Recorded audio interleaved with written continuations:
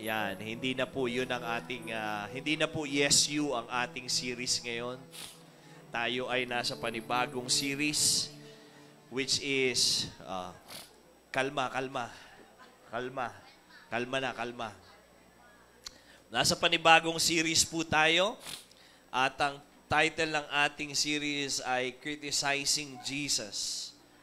The words of Jesus. Yung mga salita ng Panginoong Jesus nung siya po ay kinikriticize. Ano ba Tagalog ng criticize? Uy, ganda nung pagkakatagalog ni Jeff. Tinutuligsa, kinukutsa. Diba? Sige, pag-usapan natin to ngayon. Kasi po, today, itong new series na to, ito po yung criticisms that Jesus faced. Makikita natin to sa mga gospel, sa Matthew, Mark, Luke, John. At makikita rin natin kung paano siya criticize ng mga Pharisees, mga scribes, iba't ibang grupo, Herodians, Romans. Tsaka isa pang matindi nito, even his own family was criticize him. Ano po? And yung ibang mga criticism, medyo talagang mabibigat. Ngayon, uunahin natin tong sa Matthew chapter 9, verse 14 to 17. Sabahan niyo akong basahin ito. One day, the disciples of John the Baptist came to Jesus and asked him, "Why don't your disciples fast like we do and the Pharisees do?" Jesus replied, "Do wedding guests born while celebrating with the groom? Of course not. But someday the groom will be taken away from them, and then they will fast. Besides, who would patch old clothing with new cloth? For the new patch would shrink and rip away from the old cloth, leaving an even bigger tear than before. And no one puts new wine into old wineskins, for the old skins would burst from the pressure, spilling the wine and ruining the skins. New wine is stored in new wineskins so that both are preserved." Yan. Kapag sabi ni Jesus, ang issue dito, ang kwento dito, kilala nyo naman si John the Baptist, no? Si John the Baptist, siya ang naghanda, nag-prepare ng way, siya ang nag-baptize kay Jesus, siya yung unang nag-preach sa Jerusalem, telling people, repent and be baptized. So pinangangaral niya sa mga tao sa Israel noong time na yon, magsisi kayo and be baptized. No? Mabautismuhan kayo. So ito yung time na makikita natin sa maraming mga, as we look back, na nasa Jordan River sila, binabautismuhan, and then one day, Jesus came after ng kanyang, he went to John the Baptist at nabaptize siya, and he started his own ministry. That's when Jesus started his own ministry. Now, makikita natin, actually, I'm not sure kung si John the Baptist nasa kulungan na nitong time na to, pero si John the Baptist ay nasa kulungan also. But his disciples started to, listen to Jesus. Dahil si John, sinasabi niya sa mga disciples na si Jesus ang Messiah. So of course, they will listen to Jesus.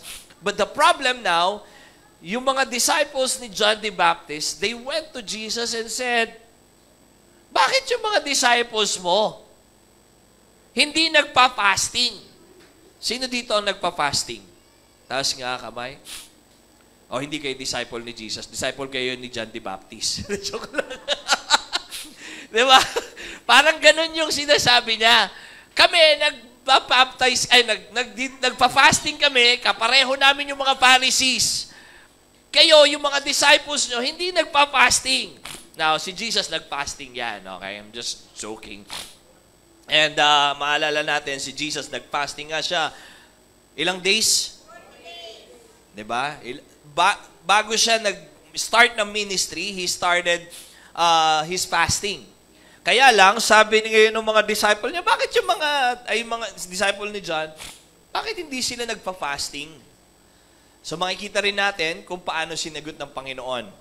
Now, I wanna entitle this, kasi kung papansinin nyo, may inuman dito no? Sabi niya, no one puts new wine. Kapag, parang sinasabi ni Jesus dito, na hindi muna magpa-fast, kasama pa naman nila ako Tama? Sabi niya, Jesus replied, do wedding guests mourn while celebrating with the groom? Nagsiselebrate pa sila kasama yung groom which is Jesus. Sabi niya, hindi sila magmo-mourn. And sabi niya, of course not, but someday the groom will be taken away from them and then they will fast. Yun, pag umalis na daw yung groom, doon na mag-uumpisa yung fast. Diba? And makikita natin, ang dapat talaga naman, we celebrate. Amen? We celebrate Jesus. That's why we're here. That's why we celebrate. We all come together on Sunday to celebrate Jesus. Amen? Because Jesus rose from the dead. At siya'y babalik. Amen? Naniniwala pa ba kayo doon? Okay, very good. Kasi yun doon naka-establish ang ating pananampalataya na siya'y nabuhay na magmuli at siya ay muling babalik. So we celebrate. Anong sinisigaw pag nagsiselebrate? Tapos may alak. Cheers. Akala ko tagay So, ang title natin ngayon, tagay, cheers! Cheers! Hindi. Kasi, pwede nyong isipin na kapag cheers, parang inuman nyo na. Pero alam nyo po, ang word na cheers, actually galing yan sa, hindi ko alam sa tamang pronunciation to, pero French ang pinanggalingan na original na word ng cheers, which is ang cheer, maybe cheer. So doon nang galing, cheer. Sa ang ibig sabihin, face or head. But in 18th century, nag-umpisa ng 18th century, kapag sinabing cheers, celebration yon. Okay? Celebration. Kaya lang, and today, medyo symbolic na. Kapag sinabing cheers, we celebrate. Tama? Kaya, tinitilan ko ng ganyan. Kasi, karugtong din ng cheers minsan, may kasamang alak, may toast, di ba?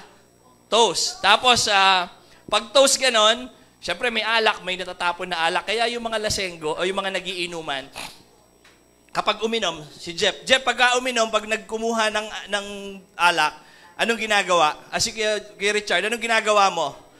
Kapag yung bagong bukas yung alak, nakalimutan mo na. Nakalimutan niya na. Okay. Pero dati, pag binuksan mo yung alak, anong ginagawa? Alam niyo na, tinatapon yung konti. Anong sinasabi? Para sa lumdi naman ba sinasabi? Ano sinasabi? Nasabihin para sa demonyo daw. Actually, totoo kasi yon. Yung kaugalian na yon, alam nyo ba, ang weird. When I was looking at it, ang kaugalian pala na yon, nanggaling pa sa Greek mythology. Actually, nakita nyo to lately, last week, medyo trending to. Yung ginaya nila yung Lord's Supper, pagkatapos there's this guy. Etong guy na to, si Bacchus. He is the god ng fertility, ng wine, ng kasiyahan sa Greek na in-apply din ng mga Romans. Kaya since Olympic yan, kaya nila ginawa yan. Na normally kapag nag-cheers, nagtutoast, nagaganyan, tinatapon ng konti yung alak para to worship. It's a worship. Okay? It's their respect to their God. Kaya nakita nyo yan. Now, hindi yun ang ginagawa natin ngayon dito. Okay? We celebrate for Jesus. Amen? Binigyan ko lang kayo ng linaw para dito. Medyo trending yan last week na normal yan. Now, ano ba naman i-expect nyo sa mundo? Of course, they will worship their own God. Well, siyempre, masama loob natin na medyo ginaya yung Lord's Supper. May iba sa atin talagang galit na galit. But then what do you expect? It's a celebration of the world. It's not the celebration of Jesus. And the thing is, they mock Jesus. That's fine. Kasi si Jesus, na-experience ni Jesus mismo yun. He was criticized when he was on earth. So don't expect to have better things in this world for Jesus. He was criticized. So even today, nung nabubuhay siya, criticize siya, ngayong patay at nabuhay na magmuli, na tayo na yung mga nandito, hinihintay na lang natin yung kanyang pagbabalik, kinikriticize pa rin siya. And that is the world. Criticism. Kaya makikita niyo po, yun yung point number 1 ko, even Jesus was criticized. It's a normal thing. Nandito pa tayo sa mundo. Hindi natin sila kasama nagse-celebrate ng Jesus reigns. It's a mockery. It's a thing that they laugh because they don't believe in Him. At, di ba? He was criticized. Sabi niya, one day the disciples of John the Baptist came to Jesus and asked Him, why don't your disciples don't fast like we do? Kagaya namin. Kaya nga, the world tells you,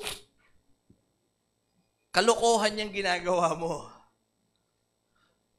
Kulto yan eh. Di ba? Actually, ang totoo niyan, yung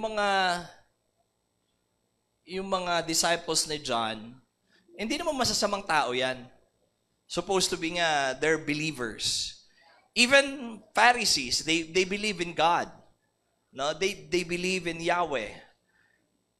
They just don't believe in, sa disciples ni John, most of them believe in Jesus, but the Pharisees don't believe, and they have a point. Bakit nga naman kasi hindi nagpa-fasting? Medyo legit naman yung question nila. Kasi kailangan mag-fasting. Kasi si Jesus nag-fasting eh. And makikita nyo, si John the Baptist, was known for strict and medyo traditional si John the Baptist. Hindi nga siya nagsusuot ng damit na normal na damit. Diba? Ang kanyang suot na pananamit ay camel skin, if I'm not mistaken. Diba?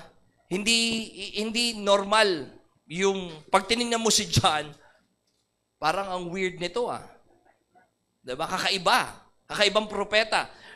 Yung iba, they honor him as a prophet, they know him as a prophet, but for the Pharisees and the priests, weirdo yan, hindi yan. Kaya nga nila pinakulong si John. Diba? But you have to see that even Jesus was criticized. So kung kayo kinikriticize ng mga tao sa paligid nyo, normal yan.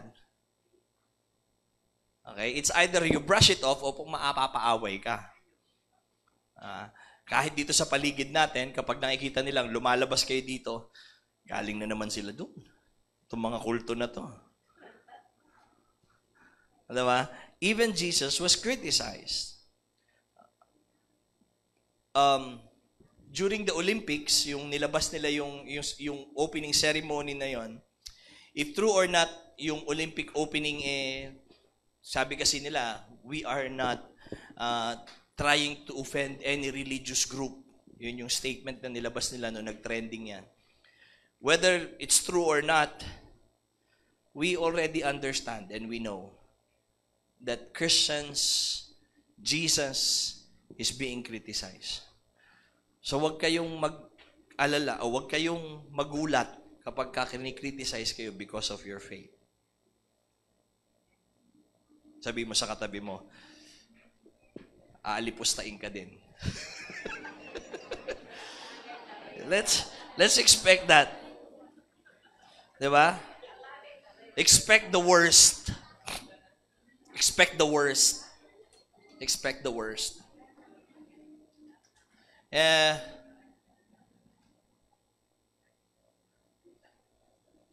Makikita nyo rin na believers, actually,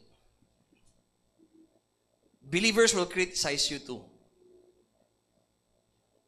Kapwa natin believer. Kasi, like what I said, the disciples of John the Baptist, sila yung nag-criticize. Iki-criticize kayo ng kapwa nyo believer. You're serving in Reb, pwedeng sabihin sa'yo, naku, pakitang tao lang naman yan eh. Naku, kaya lang naman nandyan yan kasi malapit na naman Pasko, may bigas. May ayuda. believers will criticize you also. Kunyari, worship leader ka, hindi, mas magaling pa naman si Hindi maganda yung pag-worship lead niyan. Diba? Pag nag-volunteer kayo dito, nagluto kayo, may masasabi yung ibang tao sa inyo. Diba? Tumugtog kayo. Kung anong gawin nyo, they will criticize you. And you will be criticized too. Tayo mismo. Kapwa natin mananampalataya. Like what I said kanina, itong mga disciples ni John, hindi naman sila masasamang tao. They were just asking or they were doing what is culturally expected behavior. Kumbaga, yun yung culture nila. Yun. Talagang, ang mga ang mga Jews, talagang schedule yan. Nagpa-fasting. Lalo na kapag may mga celebration sila na dumarating, they really have to fast. Kagaya din ng mga Muslim. Diba? Meron silang Ramadan. Nakuha nila yung kultura na yan. Yung katuruan naman ng Islam, 500 years pagkatapos pa ni Jesus eh. So somehow, they catch some of the tradition from Christianity, from the Jews, kaya hindi original din ng Islam. Okay? Gusto ko maintindihan nyo yan na hindi sila nanggaling kung saan na original. They came out 500 years after Jesus. So, kaya sa Islam, pagdating doon sa kanilang Quran, naka-record si Jesus. Okay? Andun si Jesus sa Quran. Okay? Hindi lang siya Diyos. He's a prophet for them. But I will believe Matthew, Mark, Luke, John, who was there when Jesus was there. Okay? Yun yung record. Now, sa kanila, sa mga Jews, talagang may tradisyon yan. Kailangan mag-fasting. O, sino dito uli yung mga nagpa-fasting? Ayaw nyo na magtaas ang kamay. Ako, nagpa-fasting ako, ha? Ako, nagpa-fasting. Diba? Normally, start of the year, we fast. Diba? Pero yung iba dito talaga, si Sister Belan, talagang araw-araw yan, nagpa-fasting. Diba? Araw-araw. Regular na, kapatid. Diba? Regular ang fasting yan. Yung iba dito talagang nagpa-fast. And so legit yung question nila. Na, teka, Jew din yung mga disciples mo, bakit hindi nagpa-fasting? Diba? Pero, siguro din sa church, kapag kayo kinikriticize o kini-question yung inyong ginagawa, baka naman legit yung question sa atin. No? Feeling lang natin, inaatake tayo. Diba? Kaya, eto may uso po ngayon sa Sambales yung palaka. Sino nakakain na ng palaka dito? Taas ang kamay. Nakakain ka na ng palaka? Nakakain na kayo? O ba, meron na. Wow, okay. Ayan. Sa Sambales, kaiba yung pag kumain sila ng palaka doon, buo yung palaka. Ewan ko, nakita niyo yung pinost kong video. Buo yung palaka, pinakain doon sa mga missionary, yung mga missionary natin. Yun yung pinakain nila. Ito si Roma. Si Romalyn, yung mga yan. Yung mga batang yan, nagpakain ng palaka doon sa mga missionary. Buo! Nagulat ako, akala ko paalang, legs. Legs lang kasi normally di ba? So, yan, may kwento ako tungkol sa palaka. Meron daw isang natanong ko kumain ako ng palaka. May sardinas doon, kinain ko yung sardinas. Pero anyway, meron daw isang farmer na pumunta sa isang restaurant na nagsiserve ng palaka. Pero sa kanila kasi normally frog legs. So sabi niya sa owner nung restaurant, sabi niya, "Hey, I can give you 1 million frog legs." Sabi niya ganon. Sabi nung may-ari really? Yeah, I can sell you the frogs in my lake. Sabi niya doon sa lake ko, ang dami kong palaka doon. I can give you and supply you 1 million frog legs. Sabi nung may-ari ng restaurant, sige, give it to me. me next week. Sabi niya, huhulihin ko yun, unti-untiin ko. Kalahati muna, tapos susunod yung kalahati. Okay, sure, sabi nung may-ari ng restaurant. So anyway, ang ginawa nung may-ari, yung farmer, pumunta siya dun sa kanyang lake, sa fish pond, tapos nakakuha siya ng 2 palaka. Di ba? Labo eh. So ang ginawa niya, dinala niya ngayon doon sa restaurant yung 2 palaka. Sabi nung may-ari nung restaurant, akala ko ba 1 million o kahit 500 muna, 'di ba? Sabi niya, wala eh. 2 lang yung nakita ko doon palaka sa lake. Alam niyo po kasi ang palaka, wala kasi masyado dito sa Maynila, pero pag nagpunta kayo ng probinsya, ang ingay-ingay sa gabi. Akala mo ang dami-dami nila. Yung pala, mag-isa lang o kaya 2, 3 lang yung palaka doon sa likod ng bahay nyo. Pero sobrang ingay. Nakala mo 1 milyon sila doon sa likod. Alam nyo, minsan, pag kinikriticize kayo, akala nyo kinikriticize kayo ng buong mundo. Akala nyo, ang dami, yung kapitbahay nyo, feeling nyo lahat ng kapitbahay nyo, kaaway nyo. Akala nyo, feeling nyo, lahat ng pamilya nyo, kaaway nyo. Lahat ng tao sa church, kaaway nyo. Dahil sa ingay nung palaka. Hindi pala. Alam nyo, minsan, nakakalungkot lang minsan, no? The believers, we think all the believers are bad. We think all believers hates us. All the believers are the same. But they're not.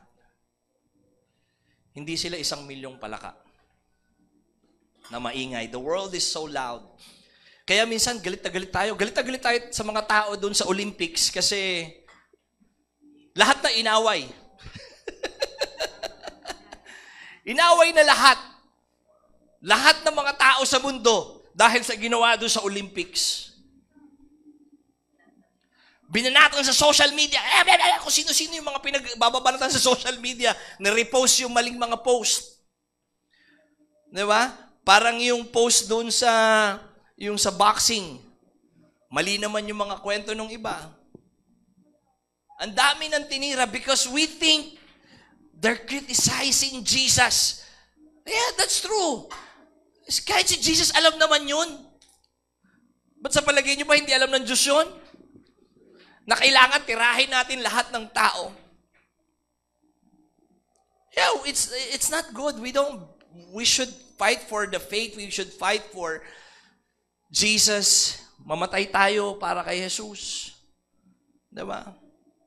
But at the same time, expect that even believers will criticize you.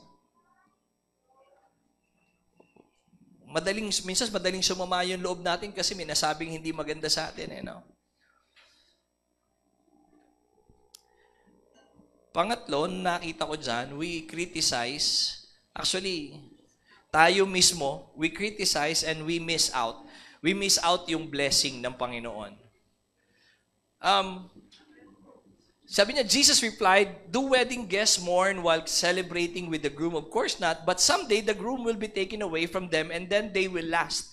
Minsan, tayo mismo yung nagkikriticize dahil pinapansin natin yung mali, yung mga sinasabi, ang sasakit ng mga salita. Nakalimutan natin na ang goal natin is to celebrate Jesus. Is to celebrate His resurrection, celebrate His power. We miss out. We miss out. Ang dami nating namimiss. Ang dami nating sama ng loob sa iba. Ang dami nating sama ng loob sa church. And we miss out yung mga biyaya ng Panginoon. We miss out the blessings. Ang dami nating bulong-bulong. Ang dati mga bulong-bulong. Ako, ang dami nating bulong-bulong para tayong mga, And we miss out the blessing. Hindi naman tama yung mga binibigay nilang, parang kukunti lang, mas marami pa yung sa kanya. Ang dami nating bulong-bulong. Pag may nakita kayong gumaganyan, bumubulong-bulong. Bubulong-bulong ka na naman dyan. Ano ba? Napapansin niyo ba yung mga ganon? Yung mga bulong-bulong?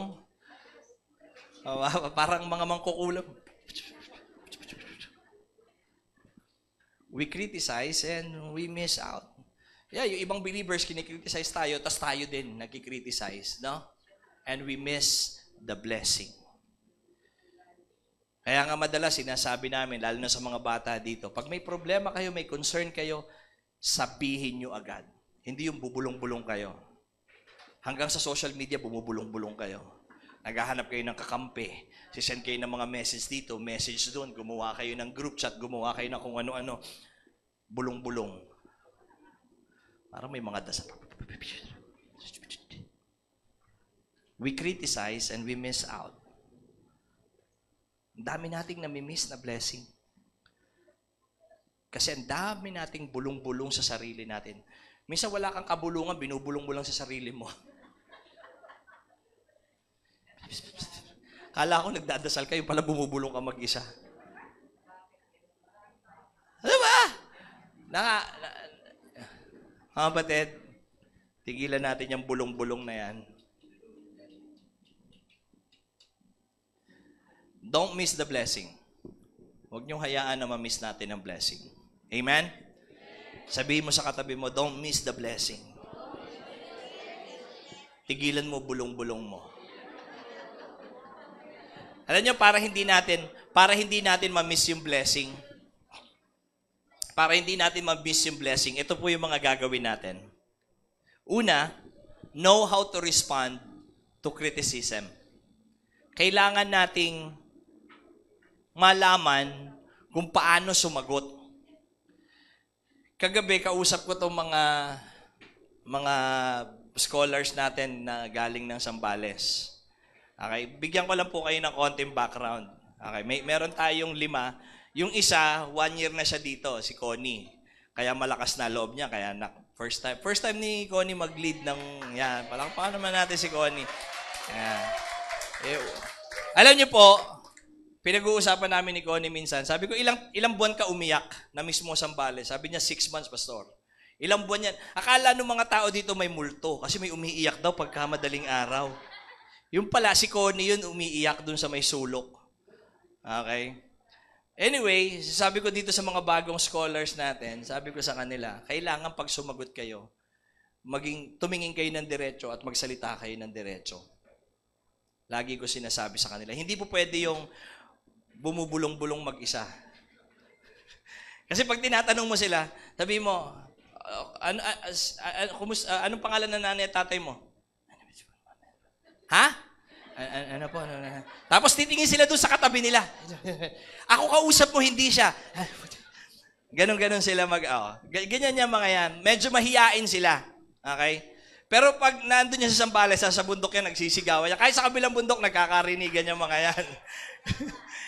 Ganyan sila mag-usap. Pero pagka may ibang tao, hindi sila masyadong, lalo na kapag hindi pa nila kilala. And so, sabi ko sa kanila, they need to learn to communicate properly. Tapos minsan, ang bilis-bilis magsalita, lalo na si Roma. Ano sinasabi mo? Excited masyado yan. But anyway, tinuturo ko sa kanila that they need to learn how to respond. Kasi kailangan natin matutunan yun, tama? Kasi asawa ko, laging ginagawa sa akin yun eh. Kasi kapag may tinatanong yung asawa ko, tapos sinabi niya sa akin, dito ka ba kakain? Tapos ang sagot ko sa kanya, andito pa ako. Gusto ko sabihin na, andito pa ako, hindi pa ako kakain sa bahay. Pero kakain ako dyan. Ang layo nung sagot ko. Nagets nyo? Pati kayo, naguluhan kayo, di ba? Ganun kami. So, kailangan nating matutunan na sumagot ng tama. Di ba? Pero papansinin nyo, nung sinabi ni Jesus, minsan kasi parang gusto natin maging mataling haga din tayo eh. Di ba? Kagaya ni Jesus. But if you will see kung paano sinagot ni Jesus yung mga nagkikriticize dun sa mga disciples niya o sa kanya mismo, grabe, mananahimik na lang sila. Kunyari, do you remember nung merong sinubok ang Panginoong Yesus, ang sabi sa kanya, kasi gusto nila ma-introuble si Jesus sa mga Romans. Sabi niya, dapat ba kaming magbayad ng tax? Sabi ni Jesus, give me a coin. Tapos binigyan siya ng coin, sabi niya, sinong nasa coin? Sabi niya, si Caesar. O sabi niya, give to Caesar what belongs to Caesar and give to the Lord what belongs to the Lord. Nakita niyo? Grabe, no? Parang, saan niya hinugot yun? Diba? Kailangan matutunan nating sumagot. Kapag ka may nagkikriticize sa atin, papansinin niyo, pwede naman nagalit si Jesus eh. Pwedeng nagalit si Jesus at sinabi niyang, ako pa kinuwestiyon mo, ako Messiah. Hindi naman gano'n na naging response ni Jesus. Diba? Pwedeng, yung iba, tinanong lang, inaway na. Nakakita na kayo ng ganon? Yung asawa nyo, subukan nyo. Yung mga asawa nyo. Tinanong, kumain ka na? Kanina pa nga ako naghihintay ng pagkain eh. Galit ka kagad? Galit? Alam niya yan? Pwede naman tayong sumagot ng mahinahon. Pwede naman tayong mag-usap ng mahinahon. Kaso hindi. May pa-insulto at may pa-atake ng konti eh. Diba? We need to learn to respond to criticism. Gusto niyong matanggap lahat ng biyaya ng Panginoon at yung celebration, yung kasiyahan sa buhay. Kaya pansinin niyo, araw-araw kayo umiinom ng ng pang-high blood niyo. Paano? Lahat ng itanong sa inyo, galit kayo. High blood palagi eh, no? Konti na lang, atakihin na yan. Wala na, hindi naman kailangan magalit dun sa sagot, ay sa tanong. Pero nagalit tayo agad. Diba? Same yan sa akin. Alam niyo po, hindi po ako makakalusot dyan. Pag sa kalsada, ngayon natutunan ko ng medyo kumalma-kalma. Pero dati ang init ng ulo ko sa kalsada din. Oh. Anyway, we need to learn to respond to criticism. Amen? Kaya ba natin yon? Pangalawa, we need to learn to be flexible and expand. Kagaya nung example ni Jesus, sabi ni Jesus, nung tinanong siya, ang sagot niya ito. Sabi niya pa, besides, who would patch old clothing with new cloth, for the new patch would shrink and rip away from the old cloth. Nagigets yun naman yun, no? Sabi niya, kapag ka may butas daw yung damit nyo, anong ginagawa nyo dun sa butas? Kumukuha ba kayo ng bagong damit, pagkatapos gugupitin nyo yung bagong damit at itatapal sa butas? Sabi niya, hindi. Sabi niya, even, and no one puts new wine into old wineskins. Ngayon po kasi, ang mga wine nasa bote na, tama? So, hindi na nag-i-expand. Pero nung araw, yung lagayan po ng alak ay balat ng hayop. Okay? Kapag bago pa yung balat ng hayop, mag-i-expand pa yon. Okay?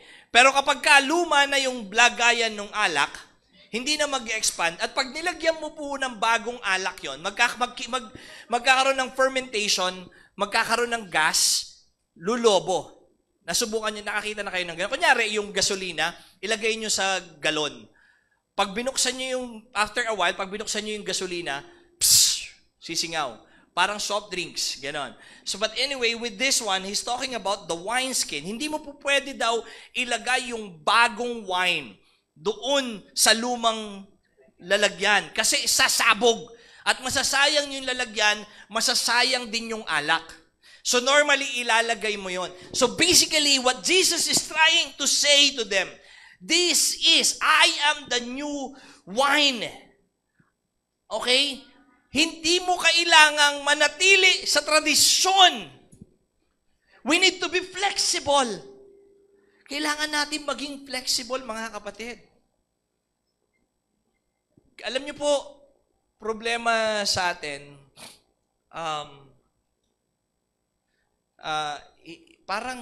para tayong by the book. Talagang kailangan na pag sinabi na hindi ka po pwedeng lumabas, hindi ka lalabas doon. Okay? Paano ba mas magandang explanation? Madalas kasi, example ko na lang siguro, no? Nung kami po ay nag-uumpisa sa pananampalataya, mga 1980s. Ang bawal po sa amin, bawal ang pastor na ganito suot. Okay? Kailangan nung araw, nakaslacks ka, nakapolo ka, nakakurbata ka. Kailangan pa nga nakasuit eh. Isipin mo, nasa probinsya ka, pagkainit-init, nakasuit ka nun. Sa mga kababaihan, yung iba, bawal magpagupit ng buhok. Hindi po kayo katanggap-tanggap sa amin nun. May ikli mga buhok nyo. Pastor, malamang sa malamang, unless nauubos na buhok mo, hindi ka po pwedeng magpakalbo. Kailangan gupit militar. Bawal nakapantalon sa babae, yung mga naka-shorts na ganyan, bawal yan. Bawal yan nung araw. Kailangan nakapalda. Nakadress, tama. Nakadress. Tapos kailangan, well, hindi naman, pero kailangan bulaklakin. Mga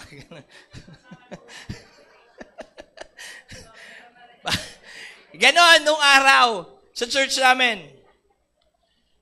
Tapos, yung Bible talagang, maganda naman yung mga ganon, ano? Maganda naman. Tama naman na talagang nag-dress tayo para sa Panginoon. Amen? Wala tayong ano dyan. Hindi tayo against dyan. Dati po, bawal manood ng sine. May mga umabot ba noon o ako lang?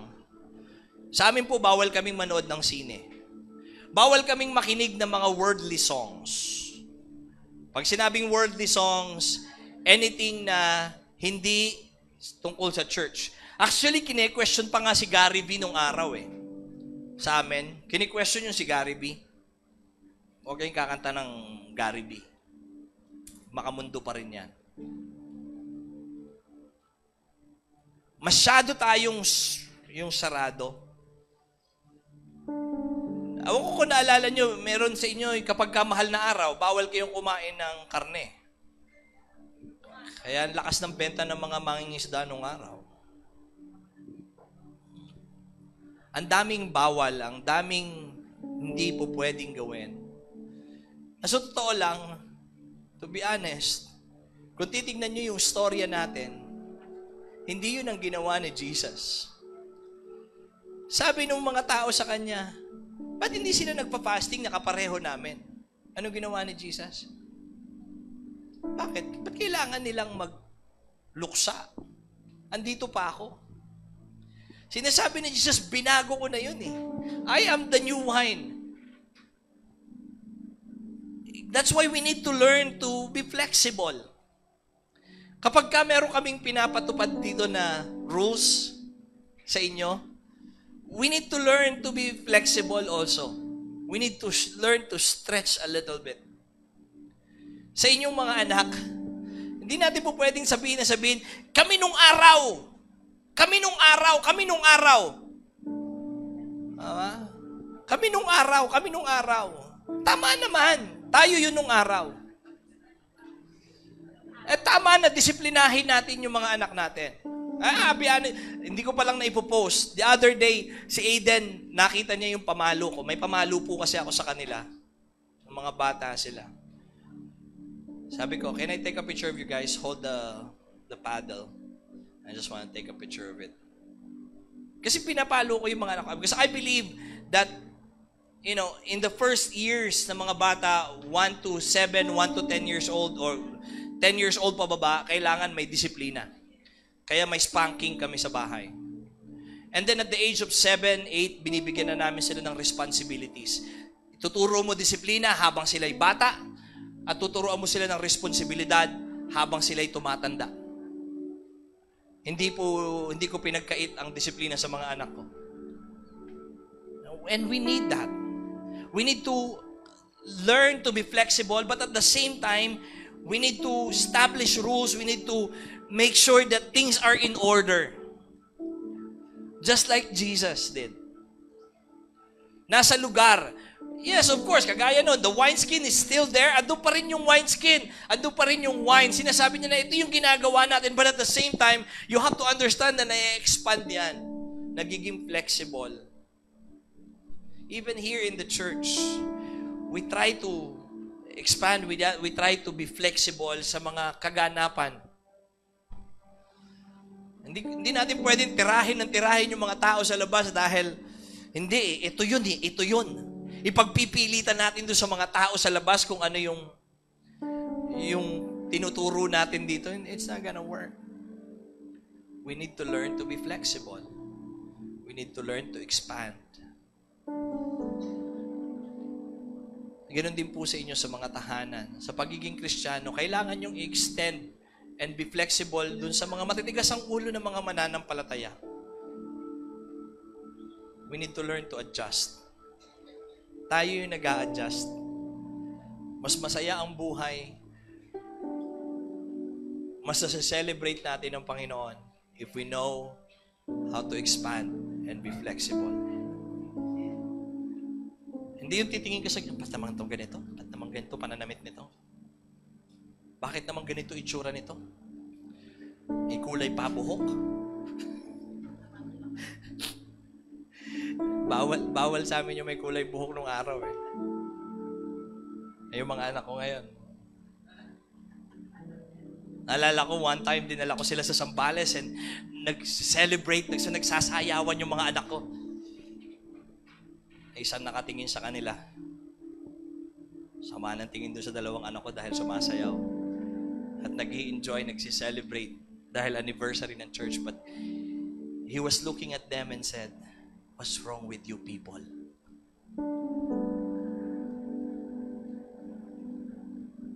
Alam mo yun? We gotta learn to be flexible. Dati bawal ang pastora sa amin. Walang pastor na babae sa church namin. So I was telling my dad, kasi yung tatay ko, Baptist talaga yan eh. Nung first time niya ako nakita na may kasamang mga pastora, sabi niya, bakit may pastora ka na ngayon? Sabi ko, pag pinalitan, subukan mong palitan. May dalawa po tayong pastora sa Zambales na ang church nila, yung isa, pag nilakad mo, kalahating araw bago ka makarating dun sa church niya. Ganong kalayo. Akyat niya sa bundok. Tawid ng ilog, akyat ng bundok. Yung isa, yung pinanggalingan ni Connie, nasa baba lang naman din, pero malayo pa rin. Mga mahaba-habang lakaran. Sa kanila kalahating araw, sa atin siguro mga isang araw. Hindi lumilingon sa likod yung mga yan eh. Pagtingin mo, asan na yan? Sabi ko sa tatay ko, pag pinalitan mo ng pastor, subukan mong humanap ng ipapalit dun sa pastora na yon, ipalit mo dun sa kanya dun sa bundok, walang magtatagal. At wala kang maipapalit dun na pastor, na lalaki. Pero pinipreach mo na lahat tayo maglingkod sa Panginoon, naglilingkod sa Panginoon, gusto mo palitan. My dad learned how to adjust. Ngayon, okay na siya. Pero sa church niya, bawal pa din. Be flexible and expand. Panghuli, don't be the traditional Christian. Alam niyo po, meron ako natutunan na means, alam niyo po, may mga activities tayo, may mga ginagawa tayo na effective and anointed. Tama? Kunyari, ang praise and worship can be anointed. No?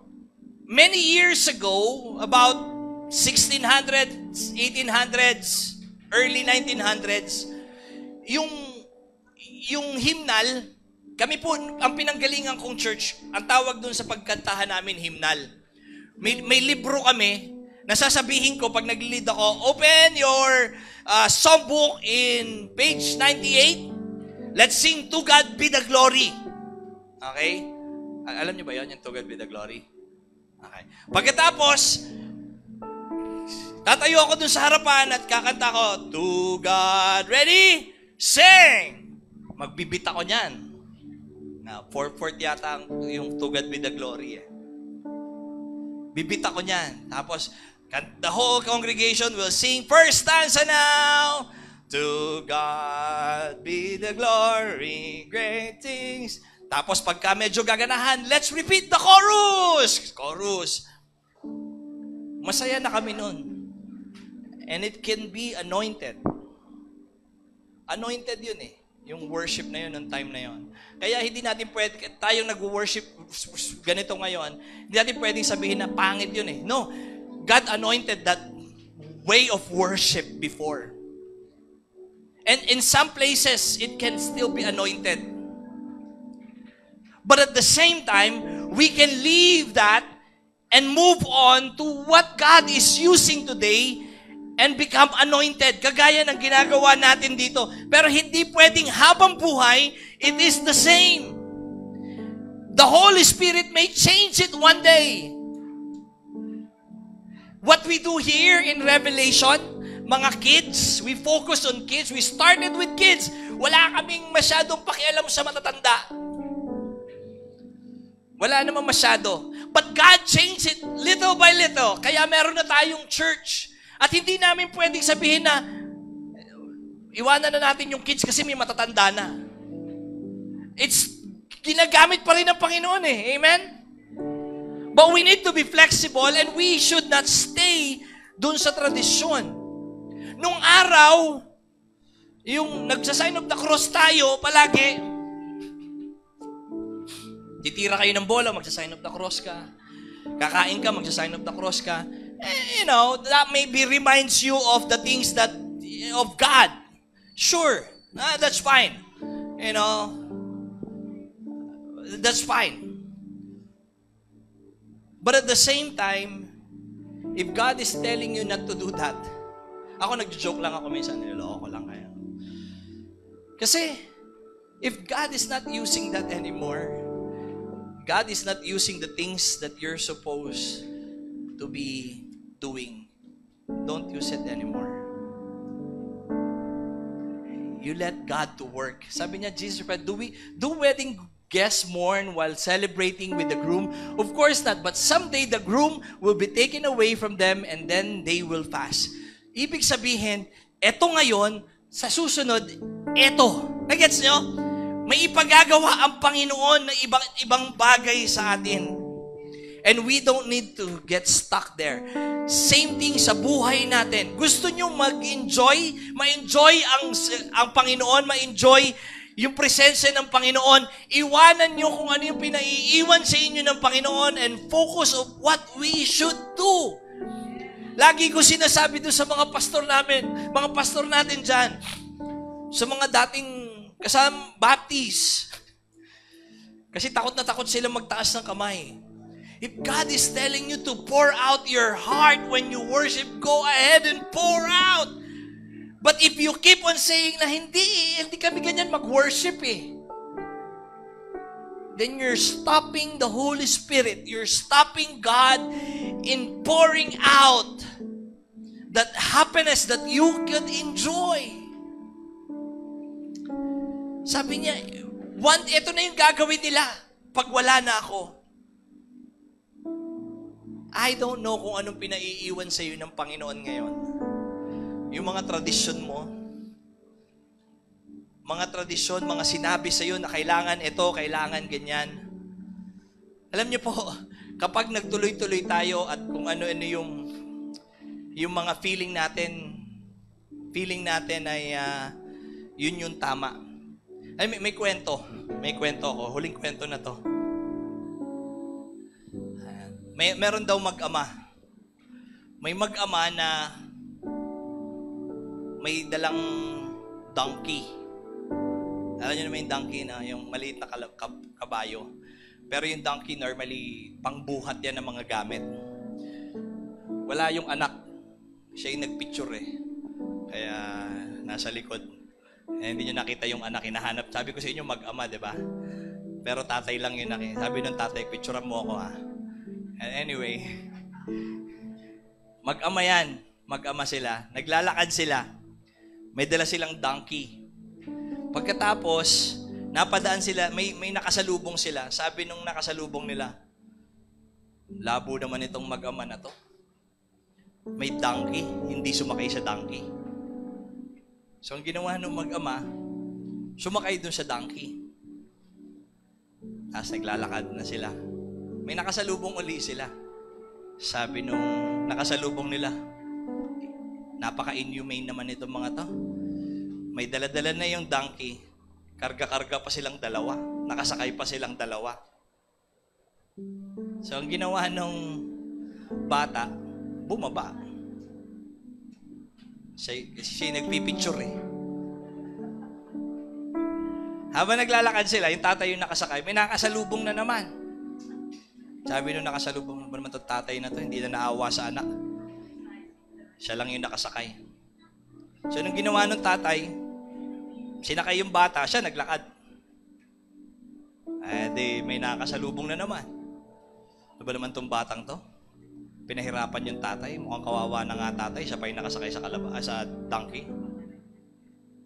So, bumaba yung bata. Alam nyo kung anong ginawa ng mag-ama? Kinarga yung donkey.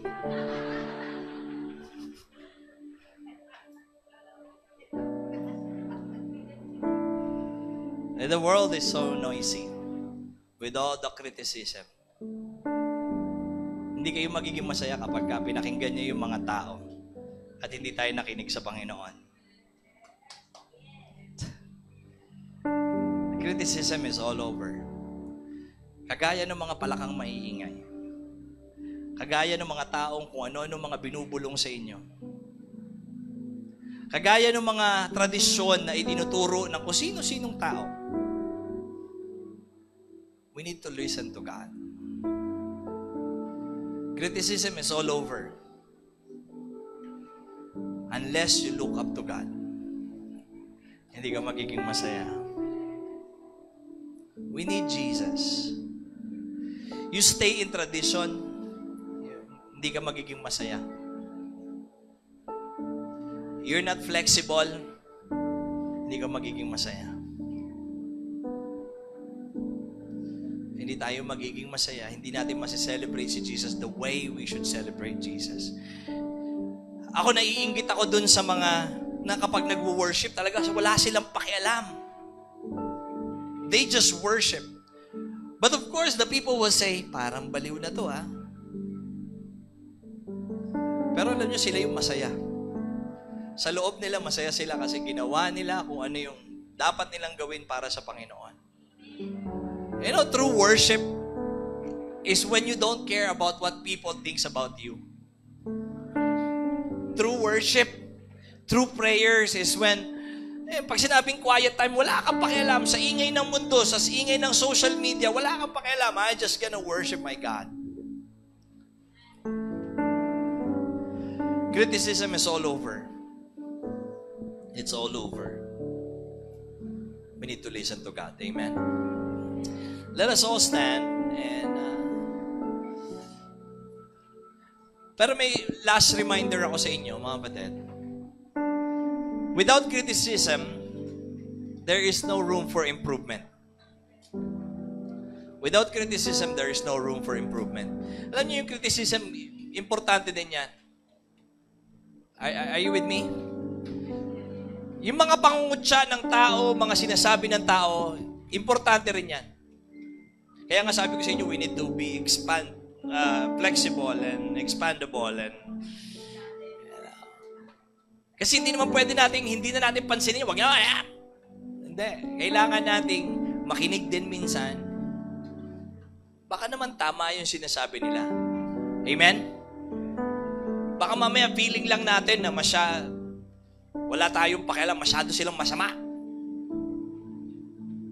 But maybe we need to listen also because it will help us to improve. Sabi mo nga sa katabi mo, makinig ka. Mag-i-improve ka dyan. Amen? Sabi mo dun kung katabi mo, asawa mo, sabi mo, makinig ka din sa akin minsan.